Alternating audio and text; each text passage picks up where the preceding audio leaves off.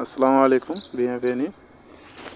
Aujourd'hui, on va corriger ensemble cet exercice de champ électrique. On nous dit deux armatures planes horizontales A et B de longueur L égale 10 cm sont séparées par une distance D égale 6 cm. Elles sont soumises à une tension UAB égale 100 volts. Le champ électrique entre les armatures est supposé uniforme. Un proton de charge qui et de masse M égale 1,67 10 puissance moins 27 kg entre au point O situé au milieu des armatures avec la vitesse VO faisant un angle alpha avec horizontal. On donne V0 égale 2 fois 10 puissance 5. La première question, on nous demande de préciser le sens de champ électrique E. Pour répondre à cette question, on doit d'abord représenter la force électrique E. Ici, comme les ions vont sortir au point F, ça veut dire que la force est dirigée vers le haut. Donc nous avons F qui se dirige vers le haut.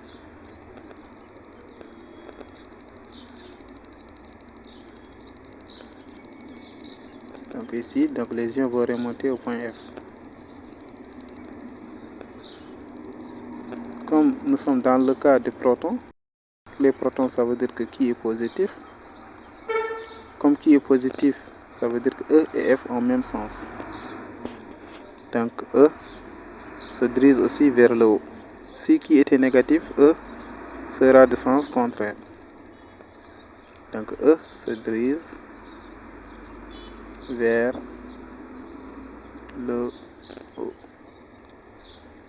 On peut conclure aussi que la plaque P est chargée positivement et la plaque A est chargée négativement parce que le champ E quitte toujours de la plaque positive pour aller vers la plaque négative.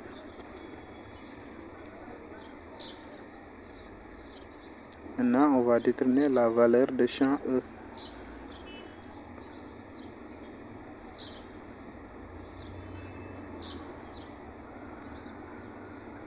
E égale U sur D.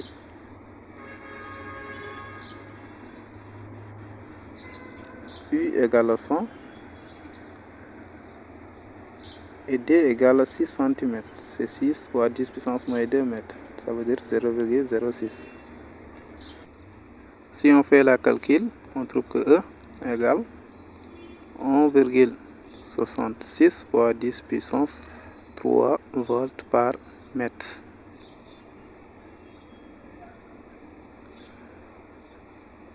Passons maintenant dans la question numéro 2. Dans cette question, on nous demande d'établir les équations horaires du mouvement du proton, x en fonction du temps et y en fonction du temps.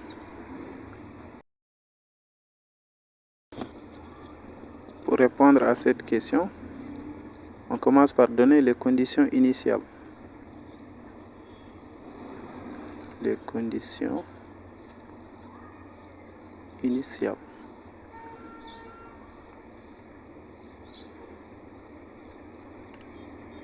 Ici, O, c'est l'origine. Donc, x0 égale à 0, y0 égale à 0. Pour la vitesse V0, nous avons deux composantes, V0x et V0y.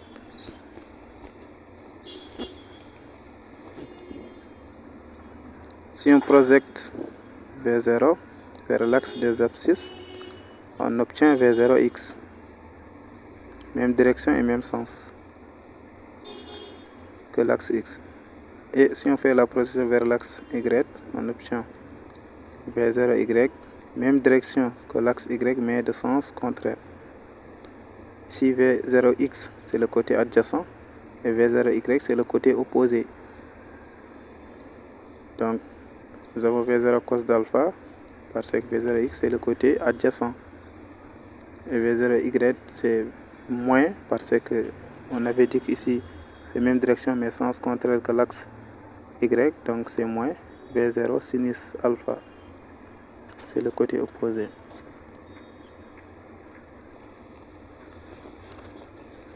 Ensuite, on va faire RF2.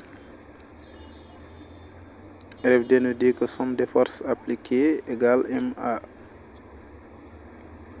Somme des forces appliquées égale MA. Ici nous avons F, la force électrique F égale MA.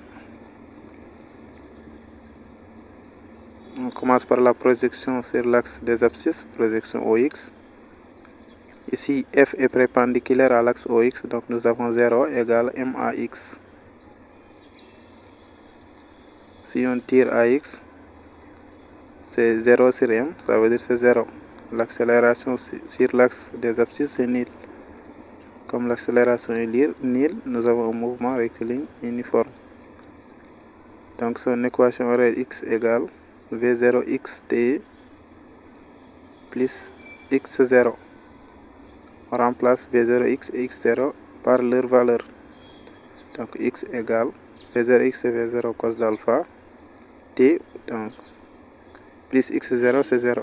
Donc nous avons X égale V0 cos d'alpha T. Donc ça c'est l'équation horaire numéro 1. Ensuite la projection suivant l'axe OY. Ici F est sur l'axe vertical, même direction et aussi même sens parce que l'axe Y se dirige vers le haut. Donc nous avons F égale MAY, AY c'est F sur M. Donc ça c'est une constante, ça veut dire que nous avons un mouvement rectiligne uniformément varié. Cela implique que Y égale 1 demi AYT carré plus V0YT plus Y0. On remplace chacun par sa valeur. Donc on obtient Y égale 1 demi fois AY. AY c'est F sur M. Donc c'est directement F sur 2M. T carré. V0Y c'est moins V0 sinus d'alpha fois T. Donc ajouter T. Donc il y a une T là-bas. C'est bon.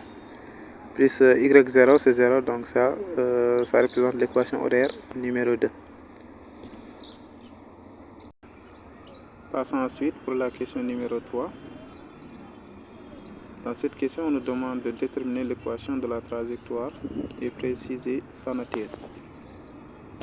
Pour répondre à cette question, on doit reprendre les deux équations horaires, l'équation horaire numéro 1 et numéro 2. Ensuite, on tire T dans l'équation horaire numéro 1.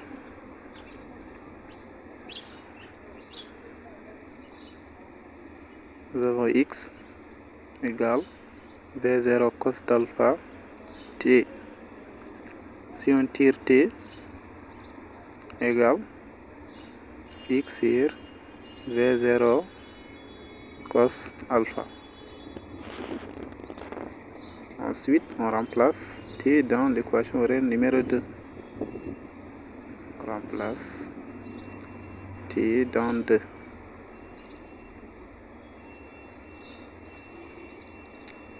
L'équation horaire numéro 2, nous avons Y égale à F sur 2M T carré moins V0 sinus d'alpha T.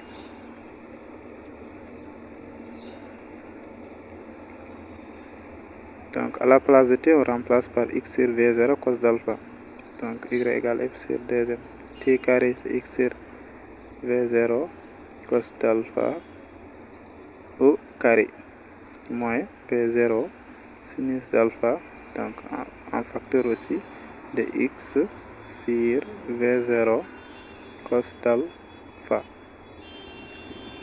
Maintenant, nous avons Y égale F sur 2M. Donc X sur V0 cos d'alpha au carré, c'est X au carré V0 carré cos carré alpha. Donc V0 carré cos carré alpha X carré, c'est bon. On simplifie V0 avec V0, donc ça reste moins. Sinus sur cosinus c'est tangente fois X, donc c'est X tangente alpha.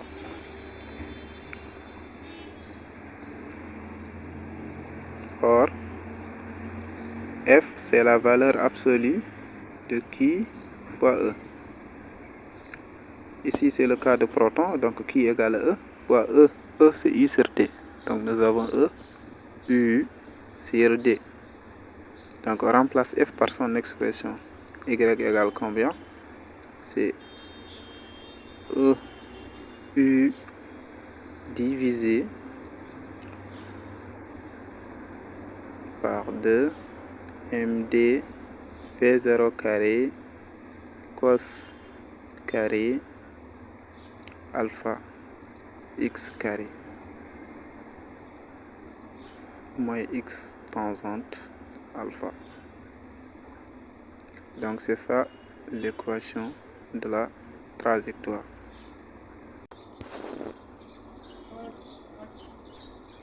On peut le nommer l'équation numéro 3. Ensuite, on va passer pour la question numéro 4. Dans cette question, on nous demande de déterminer la valeur de l'angle alpha.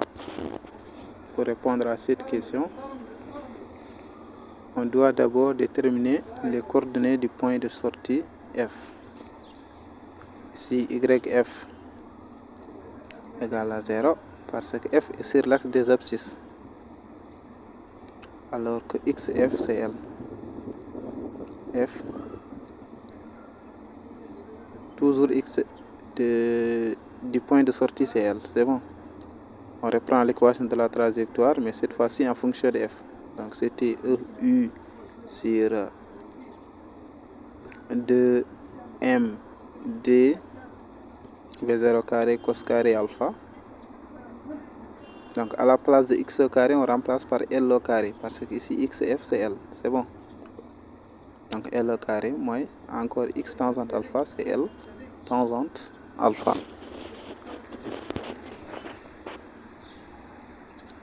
Donc YF, donc toute cette expression là c'est 0 parce que YF égale à 0.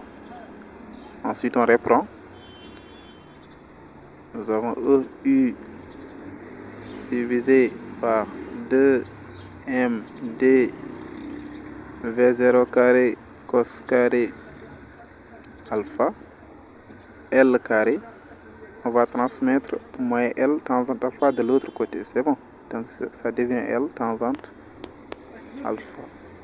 On simplifie L avec L au carré. Donc à la place de L au carré, ça va rester L, c'est bon. Donc nous avons EU sur 2MD V0 carré cos carré alpha L égale, donc ça, tangente alpha c'est sinus sur cosinus, c'est bon. Donc sinus alpha sur cos alpha. Après on simplifie cos carré avec cos alpha. Donc on va garder aussi 2 cos alpha, c'est bon. Donc là où il y a 2 MD V0 carré, donc quand on simplifie cos carré avec cos, ça va rester cos, n'est-ce pas? On va prendre 2 cos. Donc ça va rester EU sur 2MD V0 carré. Donc le 2 cos, on va l'amener de l'autre côté. Donc 2 cos alpha fois le sinus alpha qui était là-bas. C'est bon. Alors que 2 cos alpha sinus alpha, c'est sinus de 2 alpha. Mathématiquement, c'est sinus de 2 alpha. Donc sinus de 2 alpha égale EU sur MD V0 carré. Donc c'est ça. Si on fait l'application numérique, on peut directement trouver la valeur de l'angle alpha. Application numérique. Sinus de 2 alpha égale E c'est 1,6 fois 10 puissance moins 19 fois U c'est 100. M c'est 1,107 10 puissance moins 27 parce que c'est le proton. Fois D c'était 6 cm, c'est 0,06 fois V0 c'est 2 fois 10 puissance 5 au carré. C'est bon. Si on fait la calcul, on trouve que sinus de 2 alpha égale à 0,39. Après 2 alpha, c'est sinus moyen de 0,39. Ça va nous donner 23,5 degrés. Alors, si on tire alpha, c'est 23,5 degrés divisé par 2. Ça va nous donner 11,75 degrés. Donc, la valeur de l'angle alpha, c'est 11,75 degrés.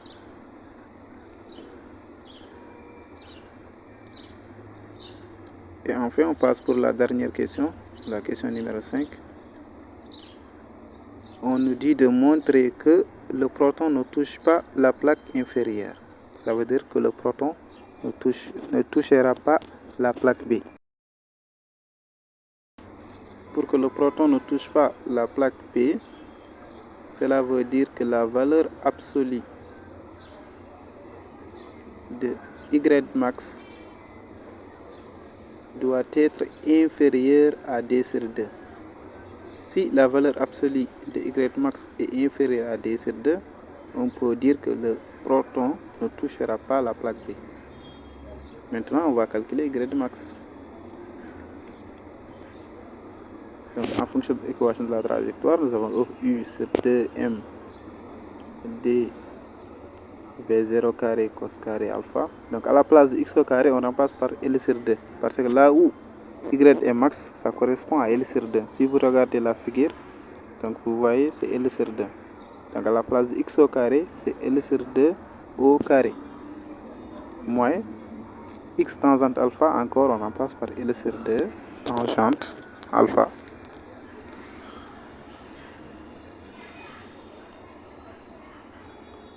Ensuite, on va faire l'application numérique Y max égale E, c'est 1,6 fois 10 puissance moins 19. U, c'est 100 volts. 2 fois M, c'est 1,67 10 puissance moins 27. D, c'est 6 cm, 0,06 m. V0, c'est 2 fois 10 puissance 5, donc c'est au carré. Fois cos carré alpha, c'était 11,75.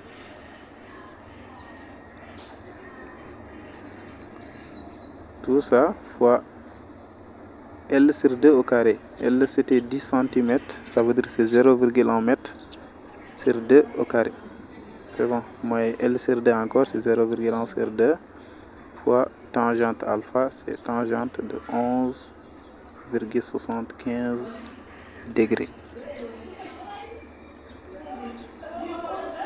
Y de max, si on fait la calcul, c'est